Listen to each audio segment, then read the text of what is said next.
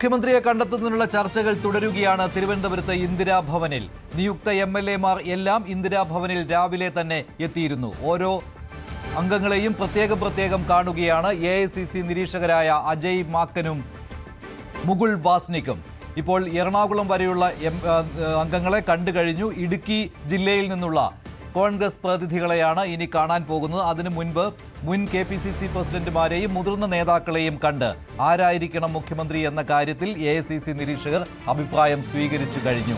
ആരാവണം നേതാവ്, എന്തുകൊണ്ട് എന്ന ചോദ്യങ്ങൾക്ക് ഓരോരുത്തരും പ്രത്യേകമായി നിലപാട് അറിയിക്കുകയാണ്. ഇപ്പോൾ രാവിലെ ഹൈക്കമാൻഡ് പ്രതിനിധികളെ കണ്ട VD സതീശൻ മുഖ്യമന്ത്രി പദവി ഇല്ലെങ്കിൽ MLA ആയി മാത്രം തുടരുമെന്ന നിലപാടാണ് അറിയിച്ചത്. മറ്റൊരു ഉപാധിയും സ്വീകാര്യമല്ല എന്നാണ് VD സതീശൻ AICC നിരീക്ഷകരെ അറിയിച്ചിരിക്കുന്നത്.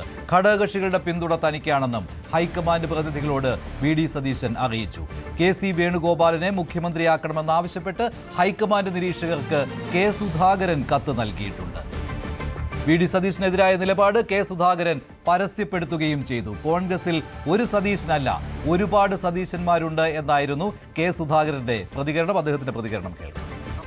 Not only VD Sadishan, there are so many VD Sadishan in party. Indian National Congress is a lot of leaders, bulk of leaders. Everywhere we have a very good leadership is there. Among them, you suggest like this, that's also in this